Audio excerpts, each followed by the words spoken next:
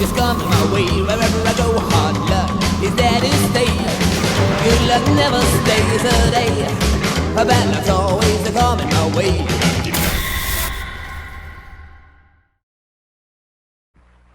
David Brinkley is on vacation. I'm Chet Huntley. For an hour and a half today, the normally placid university and capital city of Austin, Texas, was held in the grip of a terror which began in killing and ended in killing. A maddened former Marine, a 24-year-old student in the architectural school named Charles Whitman, first killed his wife and mother in their home. Then he fled to the top of the university tower, a 27-story building, and from there shot to death at least 13 other people and wounded at least 31. The carnage did not end until police ended Whitman's life with several bullets.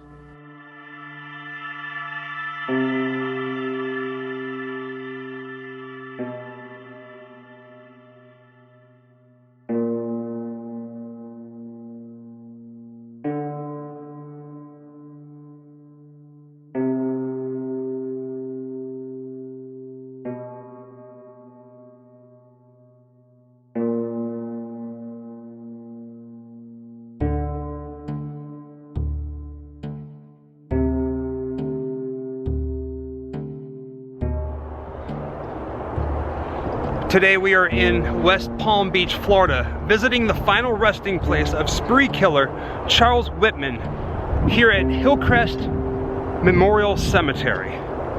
It's rather peaceful, rather windy. His story is rather insane. August 1st, 1966, Charles Whitman, 25 years old, climbed the clock tower of the University of Texas at Austin and opens fire, killing 14 people and wounding 31 others. He's buried over here, next to his mother.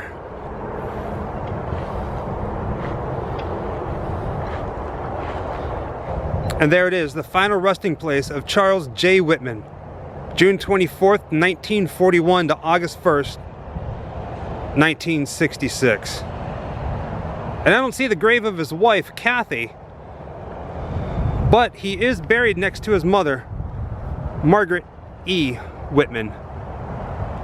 October 26, 1922 to again, August 1st, 1966. Resting on his tombstone are some painted rocks that people have left. One of them has a peace sign. Different love considering what he did.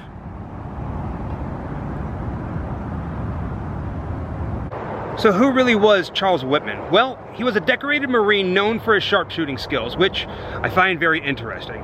He earned a scholarship to the University of Texas in Austin, which is where everything happened.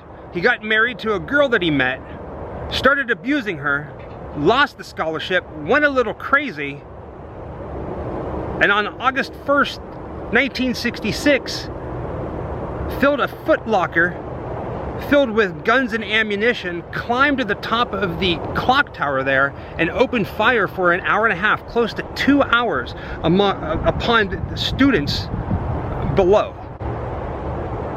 There's something really off about this guy.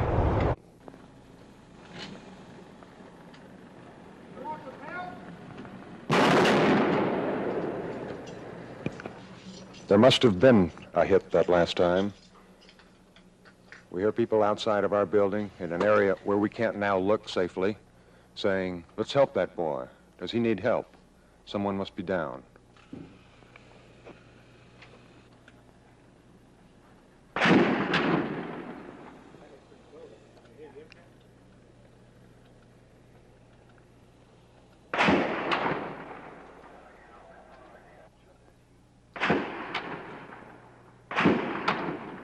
Sirens screamed for the 90 minutes that the gun battle was in progress. It was hot, past 90 degrees on the ground, probably much hotter, high atop the tower with the sun ricocheting off the limestone with the same intensity as the police bullets. Students, co-eds, crouched at the place where they could find safety. Austin police were reinforced in their gun battle by sheriff's deputies, by Texas highway patrolmen, by Texas Rangers, and some citizens who were deputized when they offered their services. But from the time the first call came in to the UT police at 11:48 a.m. until Austin police gunned down the man they said was the sniper at 1:22 p.m., The university campus resembled a battlefield. Dead people were lying on the hot sidewalks, and dozens of courageous persons risked death time and time again to try to save them. In Charles Whitman's suicide note, he asked that upon his death, that authorities perform an autopsy to try to figure out what was wrong with him, because he knew something wasn't right. They found a tumor in his brain. And please, always remember, we always try to be as respectful as possible, especially whenever we're dealing with subjects of death. Yes, Charles Whitman and what he did was interesting, very dark, very horrible, but it is history regardless.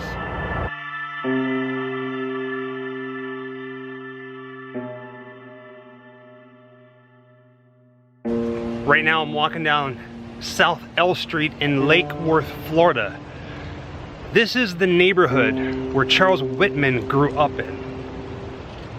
It's really hard to find. Somewhere on this street, South L Street, is the house that Charles Whitman and his family grew up in, and he was abused by his father. It's really hard to find.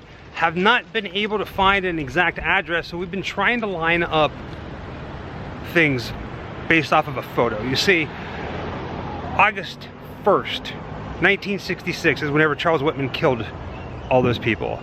The day after, his father did a press conference somewhere on the street in somebody's yard, or his yard, one of these yards somewhere on here, stating that, yes, I am the father of this guy who did this horrendous thing. He was a monster. There's something wrong with him. They took pictures. Based off the pictures, we do believe we found the area here on South L Street where he grew up.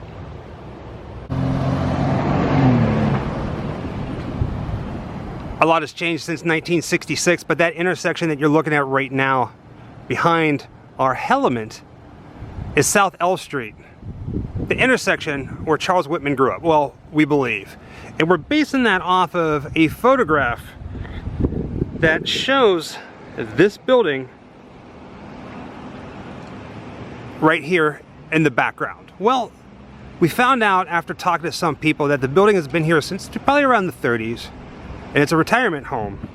And after talking to some of the people that live nearby that have been here for quite a while, it turns out that this building, this part right here, has been here since the 30s. The taller portion has been added on at some point. They aren't entirely sure when.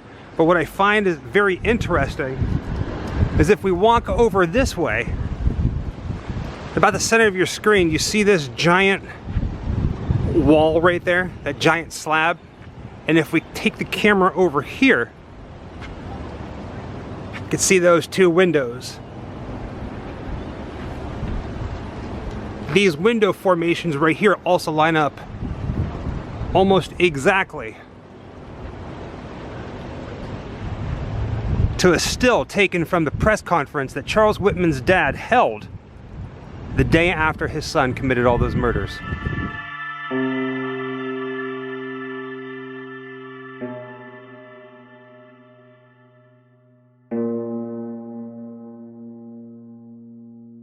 So in theory, if that is the actual building in the back of the photograph, that puts the house that they were standing in, the front yard, somewhere over here, which makes sense because that is South L Street. Again, this is just all based off of looking at pictures in the background, but if we get a little bit closer look, the one right there on the right-hand side doesn't really match up. But this one here, now keep in mind this is back in 1966, and now it is 2020. But this one kind of matches up. The porch, the awning, the little overhang above the door. I can see it. Again, this is just all based off of looking at a still from a video from 1966. But if that building right there is the building in the still, then it makes sense. That's kind of cool. We spent about an hour looking for this. So even if it's not, I'm gonna go ahead and say that it is. Boo. Like a ghost, boo.